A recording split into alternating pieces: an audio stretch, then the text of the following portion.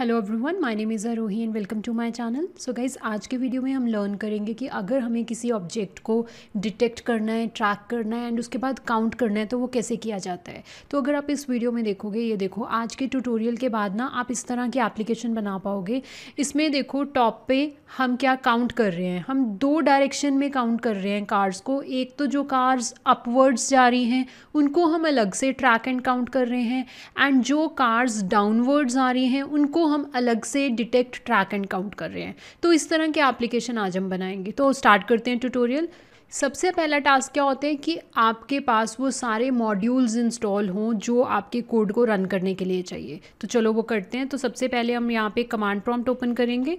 Command prompt open करके आप उस ड्राइव में जाओगे जहाँ पे आपका कोड है। तो मेरा कोड ई ड्राइव में है, तो मैं उस ड्राइव में गई।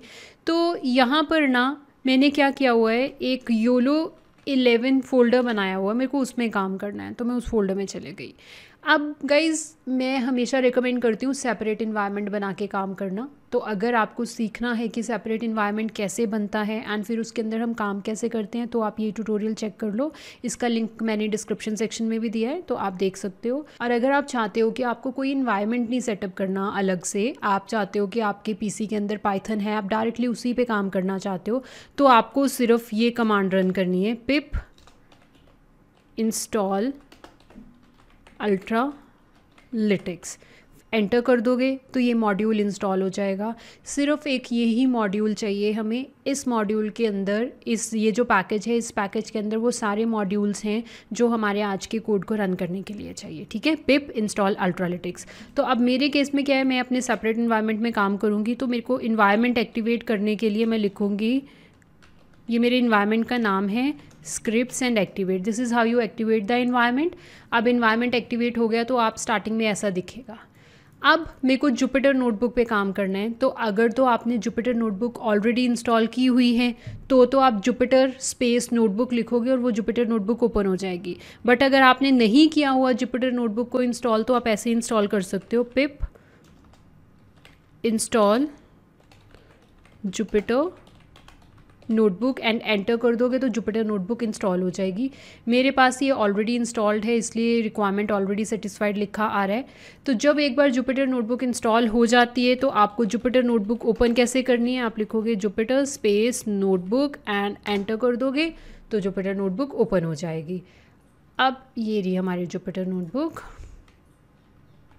ठीक है, यहाँ पे देखो, ये जो फोल्डर था ना, इसके अंदर मेरे पास बहुत सारे फोल्डर्स हैं। जो मैं आज का काम कर रही हूँ ना, मैंने एक अलग से फोल्डर बनाया है, detect underscore track underscore count. तो मैंने इस नाम का एक खुद से फोल्डर क्रिएट किया है। वैसे ही आप भी एक फ़ोल्डर क्रिएट कर लोगे और इस फोल्डर के अंदर हम सारा काम करेंगे। मेरे को फ़ोल्डर दिखाने दीजिए पहले आपको, ये वाला, ये देखो, योलो 11 के अंदर मैंने एक फ़ोल्डर क्रिएट किया है। तो आप ऐसा फ़ोल्डर क्रिएट कर लो।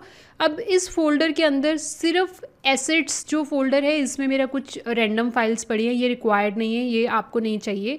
टेस्ट वीडियो फोल्डर के अंदर ना मैंने सिर्फ 4-5 वीडियोस रखी हुई हैं जिनके ऊपर हम टेस्ट करेंगे आज का कोड जब हम पूरा प्रिपेयर कर लेंगे। एंड ये tracker.py एक फ़ाइल है, इसमें मैंने ट्रैकर का कोड रखा है, ये मैं आपको बाद में समझाऊंगी।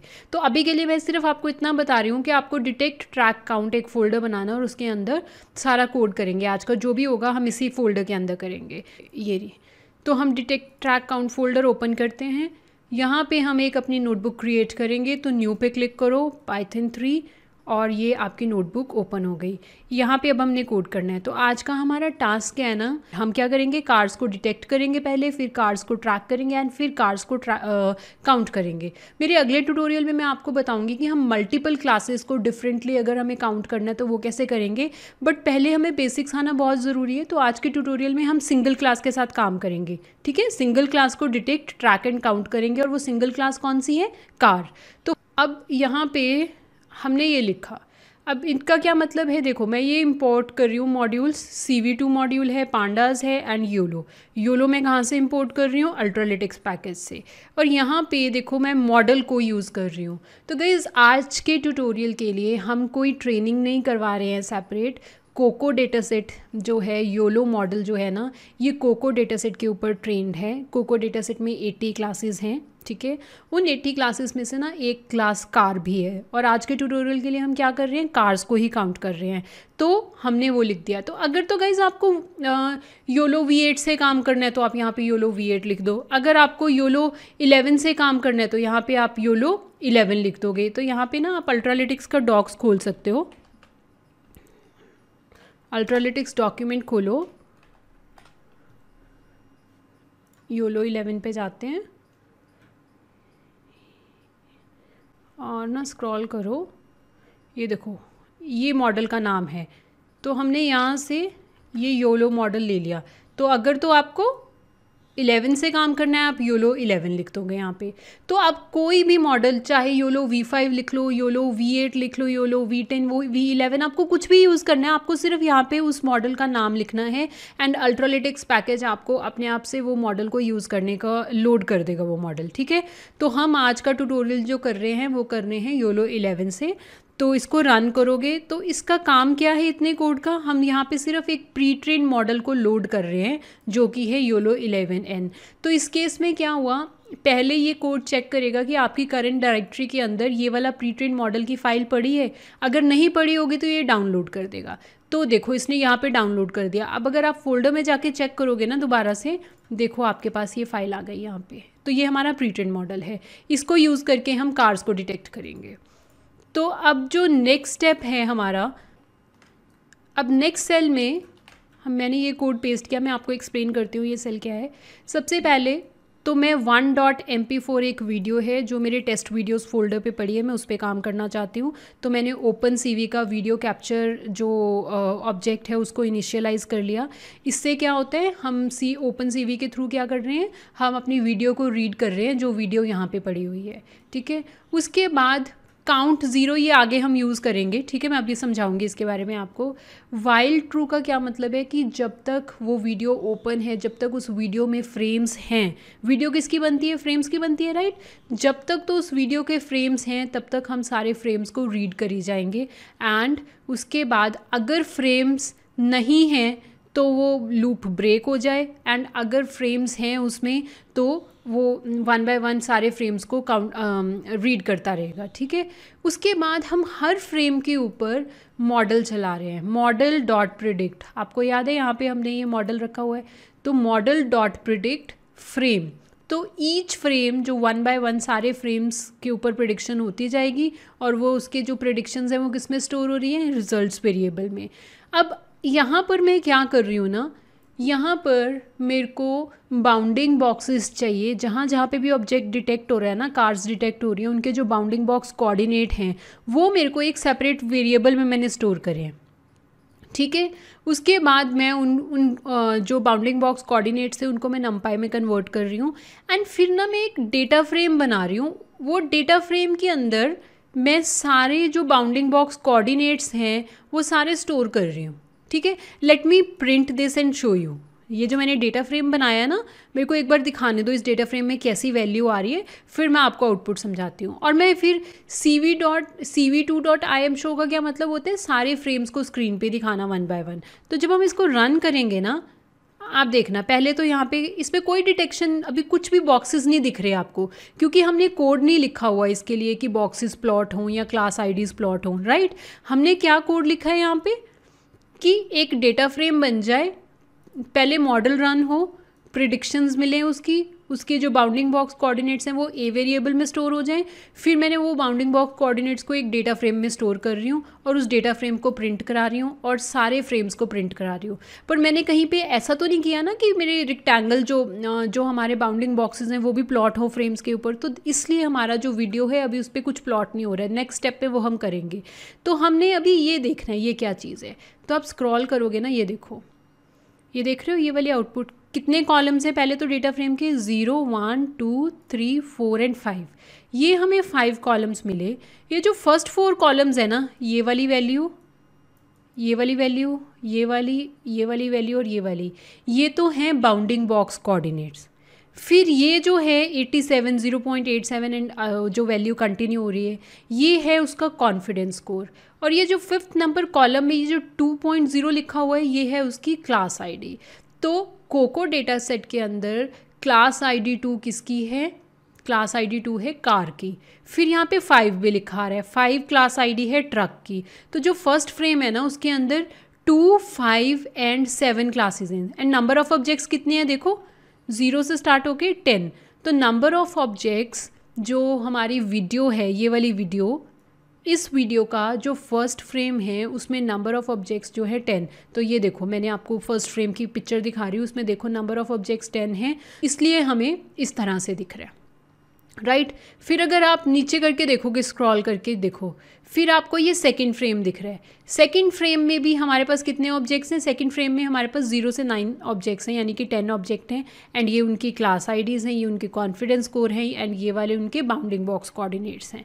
तो इस तरह से ये डेटा फ्रेम बनाने का मेन मतलब क्या था कि हम फ्रेम वाइज फ्रेम सारे ऑब्जेक्ट्स की class IDs, bounding boxes and उनका जो कॉन्फिडेंस स्कोर है वो स्टोर कर लें, क्योंकि ये वाली जो चीज़ है ना इसको हम फर्दर यूज़ करेंगे। ये सारी चीज़ें हम ट्रैकिंग एल्गोरिदम को प्रोवाइड करेंगे। अभी हमने ये डिटेक्शन परफॉर्म करी है।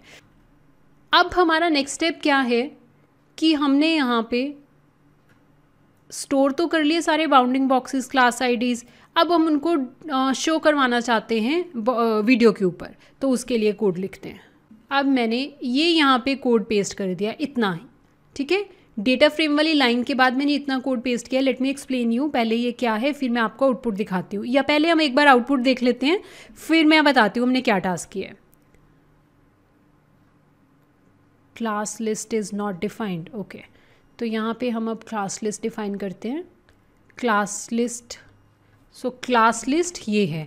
क्लास लिस्ट में क्या पड़ा है, जितने भी मॉडल क्लासेस पे ट्रेन हो रखा है ना उन सब के नेम्स यहाँ पे आ जाएंगे, ठीक है। तो कोको डेटा सेट 80 क्लासेस पे ट्रेन हो रखा है तो उन सब के नेम क्लास लिस्ट के अंदर आ जाएंगे। तो अब रन करते हैं। Tracker is not define, okay tracker is not define. तो गाइज इस सेल के अंदर ना मैं ट्रैकिंग भी करूँगी, तो मेरे को ट्रैकर भी इंपोर्ट करना है, तो पहले वो इंपोर्ट कर लेते हैं। रिमेंबर यहाँ पे देखो हमारे कोड में यहाँ पे tracker.py फाइल पड़ी है ना, इसके अंदर ट्रैकिंग का सारा कोड है, तो हमें इस फाइल को इंपोर्ट करना है ताकि हम ट्रैकिंग कर सकें। तो उसके लिए सबसे पहले मैंने यहाँ पे ट्रैकर इंपोर्ट कर दिया, फिर मैं इसी के नीचे ट्रैकर क्लास को इनिशियलाइज भी कर देती हूँ, ठीक है। आपको ट्रैकर को चलाने के लिए ये 2 लाइंस चाहिए, एक तो ट्रैकर को इंपोर्ट कर दो, एक ट्रैकर को ऐसे स्टार्ट कर दो। अब हम रन करते हैं और मैं आउटपुट दिखाती हूँ। अब आप देखो आपको इस तरह की आउटपुट दिख रही है, बाउंडिंग बॉक्सेस मिल रही है और हर बॉक्स के ऊपर एक नंबर लिखा हुआ है। ये क्या है? ट्रैकिंग आईडी उसकी। तो ये ट्रैकिंग आईडी हमें किससे मिल रही है? ट्रैकिंग एल्गोरिदम से। और कौन सा ट्रैकिंग एल्गोरिदम? जो हमने यहाँ पर इंपोर्ट कर रखा है। अब इस कोड को अंडरस्टैंड करते हैं। इतना पार्ट तो हमें ऑलरेडी पता है डेटा फ्रेम तक। अब देखो यहाँ पे ना मैंने एक लिस्ट ली, ये लिस्ट अभी ब्लैंक है एंड मैं यहाँ पे एक लूप स्टार्ट कर रही हूँ। इस लूप में मैं क्या रीड करने की कोशिश कर रही हूँ? px में क्या पड़ा है? हमारे सारे जो फ्रेम्स हैं उनकी बाउंडिंग बॉक्स कोऑर्डिनेट्स, उनके class IDs and confidence score, ठीक है। तो इस px में से ना मैंने क्या करा, नेक्स्ट लाइन में x1 y1 x2 y2 ये बाउंडिंग बॉक्स कोऑर्डिनेट्स में गेट कर रही हूँ, कॉन्फिडेंस स्कोर एंड डी मैंने एक वेरिएबल ले लिया जिसके अंदर मैं क्या कर रही हूँ? क्लास आईडी स्टोर कर रही हूँ। तो ये सारी वैल्यूज़ मुझे किससे मिलेंगी? एक रो वेरिएबल से। रो वेरिएबल कहाँ से डेटा फेच कर रहे हैं? px से, ठीक है। तो px में हमारे पास ये सारी डिटेल्स हैं ना, तो मैंने वो सारी डेटा फ्रेम की डिटेल इन वेरिएबल्स में सेपरेटली रख ली। अब मैंने यहाँ पे एक c वेरिएबल लिया, इसमें मैं क्या गेट करना चाहती हूँ? क्लास, उस जो भी वो क्लास है, जैसे कि सपोज़ करो यहाँ पे क्लास आईडी 2 है, तो क्लास आईडी 2 कार क्लास को बिलोंग करती है, ठीक है। तो वो चीज़ मैं यहाँ पे ले रही हूँ, सी वेरिएबल के अंदर मैं क्लास का नेम ले रही हूँ। अब मैंने यहाँ पे कंडीशन लगाई इफ़ कार इन सी, कि अगर तो इस सी वेरिएबल में कार फेच होता है तो हम ये जो हमने लिस्ट ऊपर बनाई है इसके अंदर ये वाली वैल्यूज़ ऐड करेंगे। ये क्या है? Bounding box coordinates. अगर कार क्लास है तो हम कार क्लास के जो बाउंडिंग बॉक्स कोऑर्डिनेट्स हैं वो अपेंड कर देंगे इस लिस्ट के अंदर, क्योंकि हमारा टास्क क्या है आज का कि हमने डिटेक्ट करना है, ट्रैक करना है एंड काउंट करना है सिर्फ एक क्लास को। वो क्लास कौन सी है? कार। तो इसलिए हमने ये लाइन लिखी। अगर आप एक क्लास पे नहीं काम कर रहे तो आपको ये लाइन लिखने की ज़रूरत नहीं है, बट हमें स्पेसिफिक क्लास पे काम करना है तो इसलिए आप ये लिखोगे। तो अगर आप सपोज़ करो पर्सन क्लास पे काम करना चाहते हो तो आप यहाँ पे पर्सन लिखोगे। तो इस तरह से फिर पर्सन के बाउंडिंग बॉक्सेस जो होंगे हम लिस्ट में अपेंड करेंगे, राइट। तो इतना पार्ट समझ आ गया। हमने क्या किया, एक लिस्ट ली, उस लिस्ट के अंदर सिर्फ वही वाले बाउंडिंग बॉक्स कोऑर्डिनेट्स रख रहे हैं जो कार क्लास को बिलोंग करते हैं। अब ये जो लिस्ट होगी ना, ये ट्रैकर की इनपुट बनेगी। मैंने एक पूरा ट्रैकिंग के ऊपर एक डिफरेंट वीडियो बनाया है जिसमें हमने ट्रैकिंग के बारे में डिटेल में डिस्कस किया है। ये है वो वीडियो, इसका लिंक भी मैंने डिस्क्रिप्शन सेक्शन में दे दिया है। अगर आपको देखना है कि ट्रैकिंग कैसे काम करती है, ट्रैकिंग एल्गोरिदम कैसे काम करते हैं, तो आप ये वाली वीडियो देख सकते हो। तो मैंने उस वीडियो में आपको बताया था कि ट्रैकिंग एल्गोरिदम जब भी आपको यूज़ करना होता है ना, तो सबसे पहले हम डिटेक्शन यूज़ करते हैं। सबसे पहला स्टेप क्या होता है, detection algorithm. Detection algorithm first frame में से ऑब्जेक्ट को डिटेक्ट करता है। फिर ट्रैकिंग एल्गोरिदम वो वाले जो डिटेक्शंस हैं उनके बाउंडिंग बॉक्सेस जो हैं उनको लेता है, वो उन बॉक्सेस को, फिर उन बाउंडिंग बॉक्सेस को, उन ऑब्जेक्ट्स को अगले वाले फ्रेम्स के अंदर फॉलो करता है। अगले वाले फ्रेम्स के अंदर फॉलो करना क्या हो गया, उनको ट्रैक करना हो गया, तो वो काम है। तो ये जो फर्स्ट फ्रेम में जो भी हमें कार्स डिटेक्ट हुई हैं वो सारी कार्स हमारी लिस्ट के अंदर पड़ी हुई हैं। तो वो सारी देखो यहाँ पे ट्रैकर डॉट अपडेट, हम ट्रैकर को किससे अपडेट कर रहे हैं, लिस्ट से। इस लिस्ट के अंदर क्या पड़ी है, bounding boxes of car class.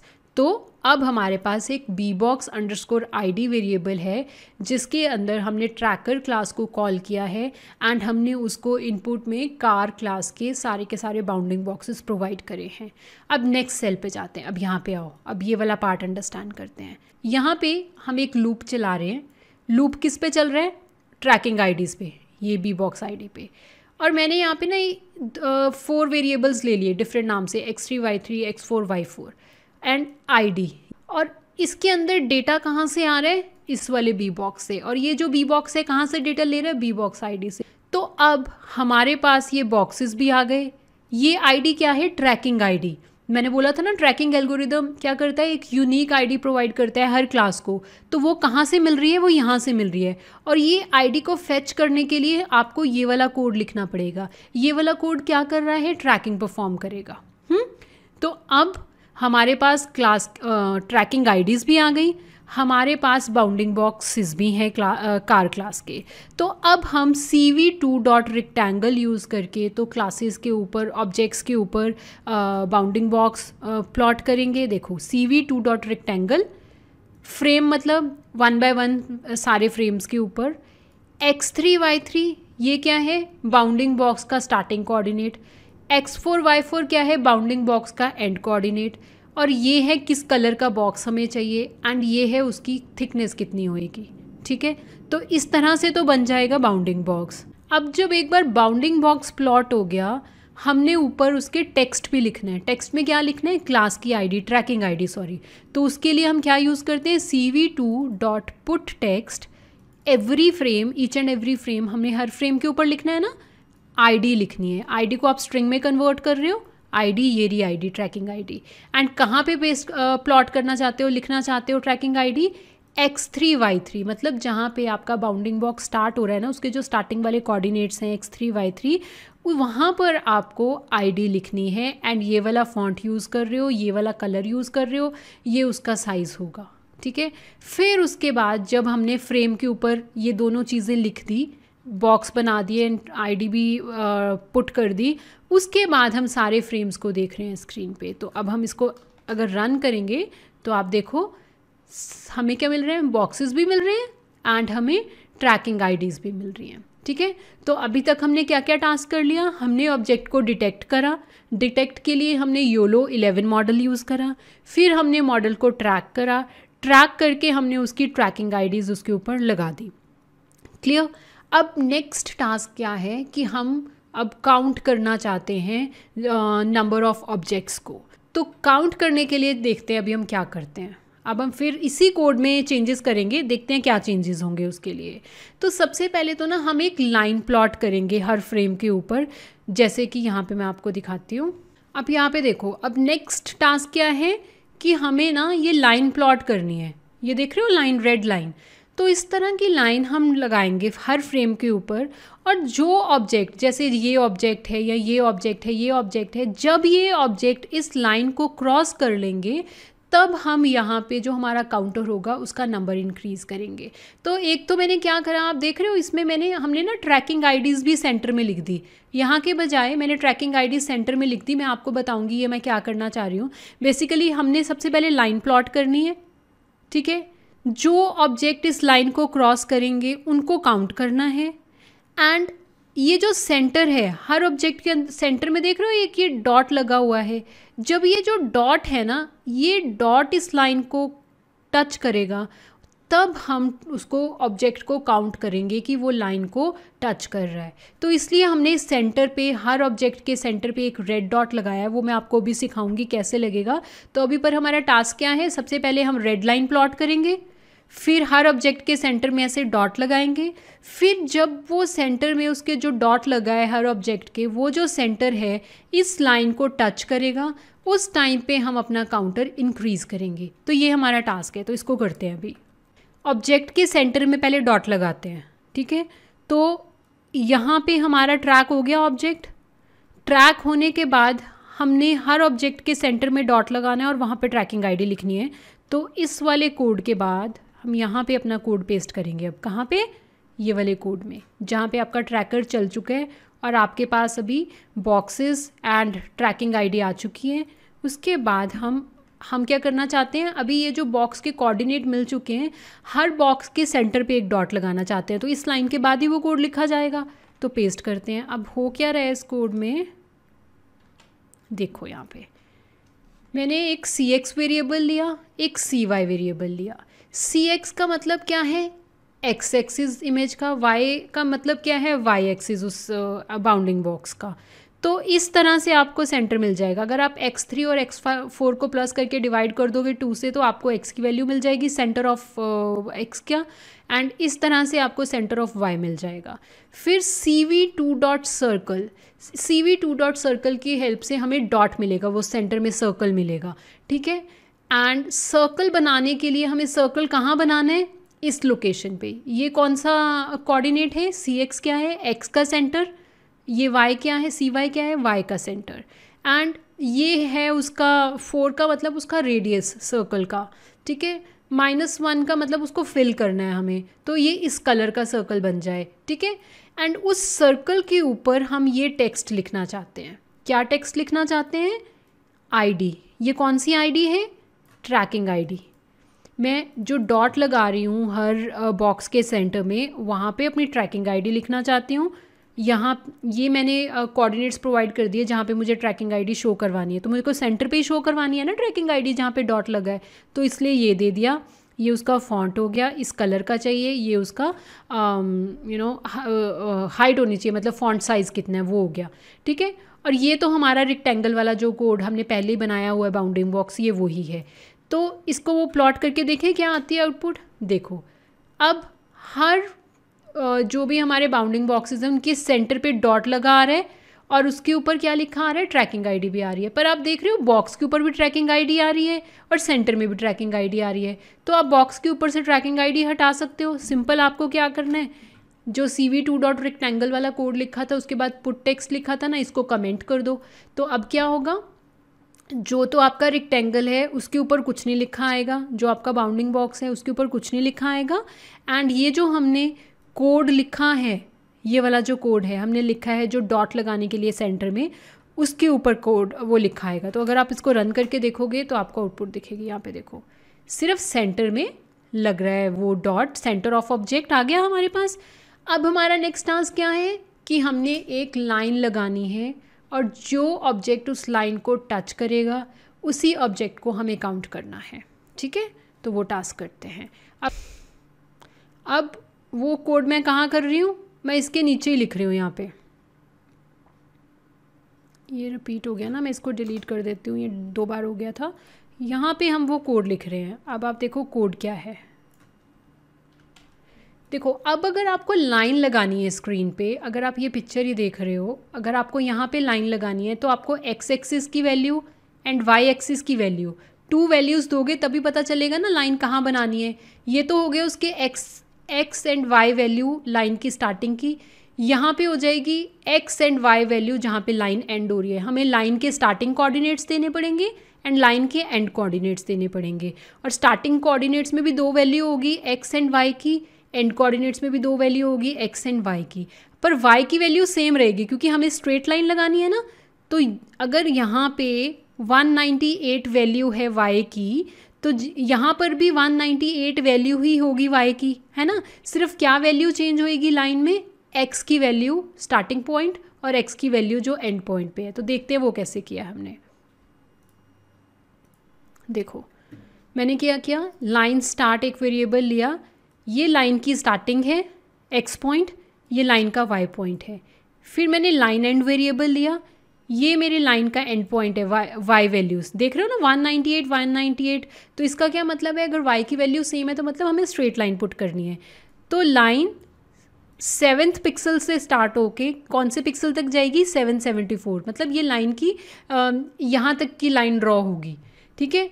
तो अब CV2 डॉट लाइन यूज़ करके आप लाइन ड्रॉ करोगे। लाइन मुझे हर फ्रेम पे ड्रॉ करनी है।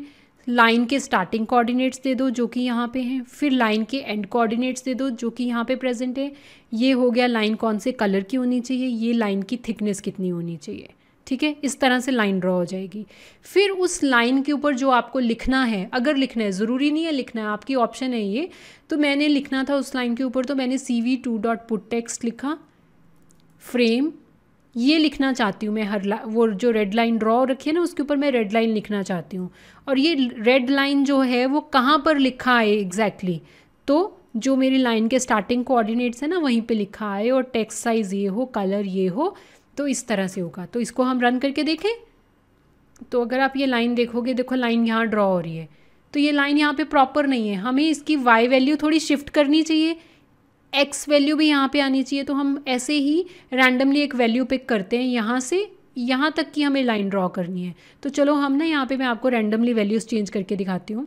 100 एक्स वैल्यू है लाइन स्टार्ट की, ये वाई वैल्यू है। वाई वैल्यू यहाँ पे और यहाँ पे सेम है क्योंकि हमें लाइन स्ट्रेट ही ड्रॉ करनी है। तो अब हम देखते हैं ये लाइन कैसे ड्रॉ हो रही है। तो आप देख रहे हो ये लाइन है।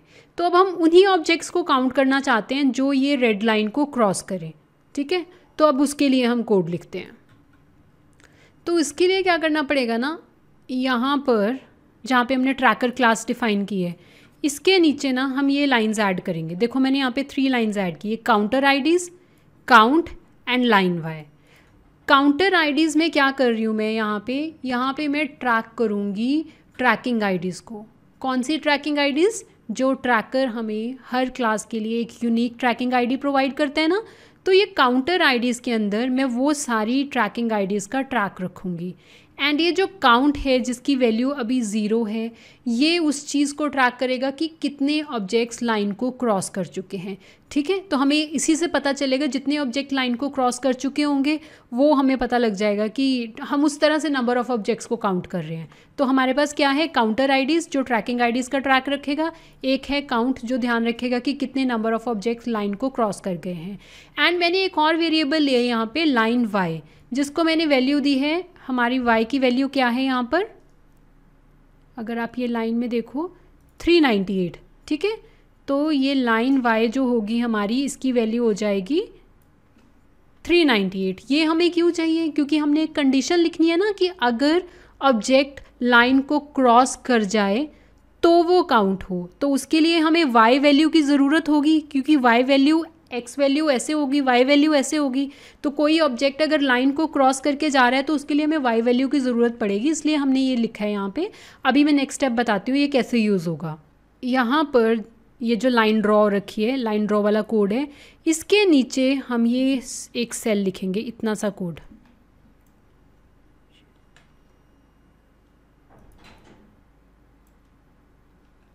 ये कोड देखो, ये कोड ऐड किया, इस कोड के थ्रू काउंट हो जाएगा जो ऑब्जेक्ट लाइन को क्रॉस कर रहे हैं। तो इसमें हम ये कंडीशन अंडरस्टैंड करने की कोशिश करते हैं, ये वाली, ठीक है। इसमें क्या है, लाइन वाई, आपको याद है हमने लाइन वाई वेरिएबल ऊपर यूज़ किया था जिसमें क्या वैल्यू है कि वो वाली वैल्यू दी हुई है जहाँ पे वाई, ये वाई वैल्यू है रेड लाइन की, तो ये वाले वेरिएबल में हमारी वैल्यू क्या है 398 -5, यहाँ पे फिर सी वाई लिखा हुआ है, ये क्या है centre of each object, her object के सेंटर में हमने सेंटर ऑफ बाउंडिंग बॉक्स निकाला हुआ है ना C Y and C X and C Y value से, यहाँ पे हर ऑब्जेक्ट की जब कोई ऑब्जेक्ट जा रहा होगा तो हमारे पास हर ऑब्जेक्ट की सी वाई वैल्यू हमें कैसे मिलेगी, सी वाई वेरिएबल से। लाइन वाई भी हमें पता है, लाइन वाई की वैल्यू है 398 -5, सी वाई की वैल्यू हमें मिलती रहेगी एंड यहाँ पे ये कंडीशन है। बेसिकली ना यहाँ पे हम एक रेंज बना रहे हैं, एक एरिया बना रहे हैं। देखो यहाँ से अंडरस्टैंड करते हैं, हमारी जो यहाँ पे y वैल्यू है लाइन, ये y वैल्यू क्या है हमारी 398, ठीक है। हर ऑब्जेक्ट, ये है हमारी cy वैल्यू, हर ऑब्जेक्ट की cy वैल्यू हमें यहाँ से मिल रही है। हाँ, जब ये ऑब्जेक्ट यहाँ पे आएगा, अगर उसका डॉट यहाँ पे है, सेंटर उस ऑब्जेक्ट का अगर यहाँ पे है, हमने कोड में क्या लिखा हुआ है,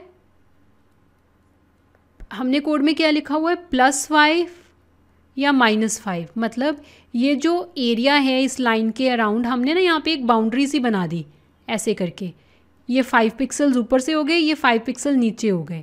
कहने का मतलब ये है कि अगर कोई ऑब्जेक्ट, ये जो हमने एरिया, ये जो हम एरिया यहाँ पे बना रहे हैं राइट, अगर तो इस रेंज के अंदर है वो ऑब्जेक्ट तो हम उसको काउंट करेंगे। ये +5 और -5 वैल्यू का क्या मतलब है कि हमने +5 पिक्सल कर दिए और -5 पिक्सल कर दिए, 398 +5 398 -5, अगर उस एरिया के अंदर कोई ऑब्जेक्ट आ रहा है तो उसको हम काउंट करना चाहते हैं, तो ये उसका मतलब है। तो हमें किसको काउंट करना है, कोई भी ऑब्जेक्ट जो 398 -5 पिक्सल या 398 +5 पिक्सल के एरिया में है एंड उसकी जो आईडी है ना वो भी हम यहाँ पे देख रहे हैं, हम चेक कर रहे हैं कि रिपीटेड आईडीज़ तो नहीं है। अगर कोई ट्रैकिंग में क्या होता है, ऐसा नहीं चाहते ना, अगर एक ही कार या एक ही व्हीकल या एक ही पर्सन बार बार आ रहा है या एक बार फ्रेम में आ गया फिर चला गया फिर फ्रेम में आ गया, तो हम उसको डिफरेंट तो काउंट नहीं करना चाहते, हम उसको वन टाइम ही काउंट करना चाहते हैं। तो उसके लिए हमने ये चीज़ लिखी हुई है कि वो रिपीटेड आईडीज़ ना मिले हमें। तो ये कंडीशन अगर सेटिस्फाई हो रही है तो हम वो आईडी को कहाँ ऐड कर रहे हैं, ट्रैकिंग आईडी को काउंटर आईडीज़ में। काउंटर आईडी किस लिए यूज़ करी थी हमने, ऊपर देखो काउंटर आईडीज़ क्या कर रही है, ट्रैक कर रही है हमारे जितनी भी आईडीज़ हमने काउंट किए हैं उनका ट्रैक कर रही है। ओके, तो फिर काउंट +=1 मतलब फिर वो नेक्स्ट वैल्यू पे चला जाएगा, नेक्स्ट फ्रेम, इसी तरह से वो नेक्स्ट ऑब्जेक्ट को काउंट करता रहेगा। तो इस कंडीशन के बेसिस पे हम काउंट कर रहे हैं। फिर वो जो काउंट है, जो टोटल काउंट मिलेगा हमें, तो वो काउंट हम शो करवा रहे हैं सभी फ्रेम्स के ऊपर cv2.putText को यूज़ करके। तो दैट्स इट गाइज, इतने से कोड से आप वो नोट कर लोगे कि कितने ऑब्जेक्ट लाइन को क्रॉस कर रहे हैं। तो गाइज अब इसको रन करते हैं। इसके लिए ना मैंने एक डिफरेंट वीडियो ली है जिसके ऊपर हम टेस्ट करेंगे, ठीक है। तो हम इसको रन करते हैं अभी। ये देखो लाइन ड्रॉ रखी है, काउंट हो रहे हैं, जैसे ही ऑब्जेक्ट ये क्रॉस कर रहे हैं रेड लाइन को वो उनको काउंट कर रहा है और हर ऑब्जेक्ट के ऊपर डॉट लगा हुआ है सेंटर में, क्योंकि हमें जब सेंटर क्रॉस करेगा वो ऑब्जेक्ट तभी हम उसको काउंट करना चाहते हैं। देख रहे हो, और सिर्फ ये कार ऑब्जेक्ट को कर रहा है, ट्रक्स को नहीं काउंट कर रहा। तो इस तरह से हम सिंगल ऑब्जेक्ट को डिटेक्ट करते हैं एंड ट्रैक करते हैं। अब गाइस इस पिक्चर को देखो यहाँ पे, अब हम क्या करना चाहते हैं, अभी तक तो हमने एक रेड लाइन ड्रॉ करी है ना, हमने ये वाली रेड लाइन ड्रॉ करी एंड जितने ऑब्जेक्ट इस रेड लाइन को क्रॉस कर रहे हैं वो हम यहाँ पे काउंट दिखा रहे थे। अब हम क्या चाहते हैं, हम ये काउंट करना चाहते हैं कि कितने ऑब्जेक्ट्स डाउनवर्ड्स आ रहे हैं एंड कितने ऑब्जेक्ट्स अपवर्ड्स जा रहे हैं, इनको सेपरेटली काउंट करना चाहते हैं, ठीक है। तो कितने ऑब्जेक्ट डाउनवर्ड्स आ रहे हैं, मतलब जो ऑब्जेक्ट ऐसे इस डायरेक्शन में आएंगे मतलब वो डाउनवर्ड्स आ रहे हैं। तो जो ऑब्जेक्ट डाउनवर्ड्स आ रहे हैं वो पहले किस लाइन को टच करेंगे, रेड लाइन को, और फिर बाद में ब्लू लाइन को टच करेंगे।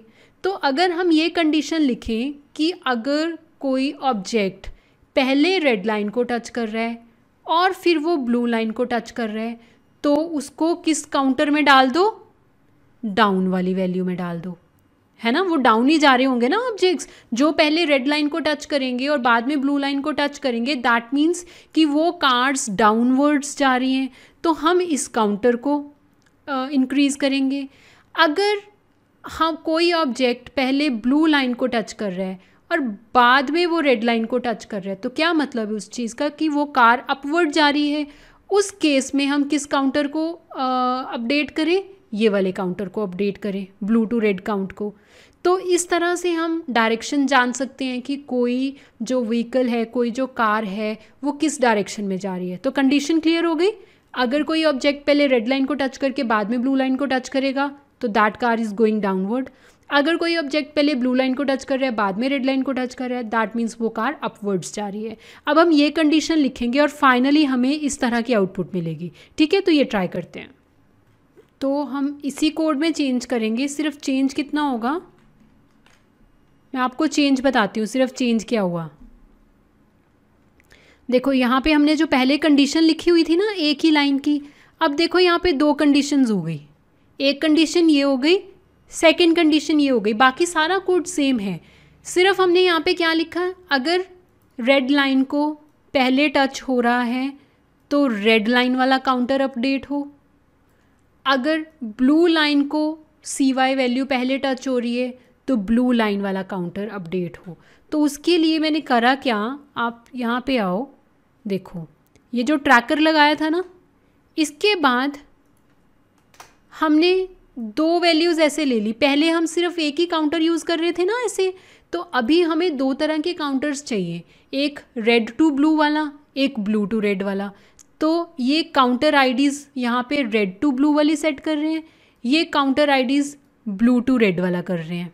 ठीक है, सेम उसी तरह से हमने काउंट करना है जो ऑब्जेक्ट लाइन को क्रॉस कर गए हैं रेड टू ब्लू। यहाँ पे हम उन ऑब्जेक्ट्स को काउंट कर रहे हैं जो ब्लू को पहले टच करके बाद में रेड को टच कर रहे हैं। ठीक है, लाइन वाई रेड की वैल्यू 198 है, एंड वो जो मैं ब्लू लाइन ड्रॉ करना चाहती हूँ, ये वाली जो ब्लू लाइन, ये मैं 100 पिक्सल्स, सिर्फ रेड लाइन में 100 पिक्सल्स ज़्यादा ऐड कर रही हूँ और यहाँ पे ब्लू लाइन ऐड कर रही हूँ। ठीक है, तो वो चीज़ लिखी है मैंने कोड में, मैं दिखाती हूँ आपको।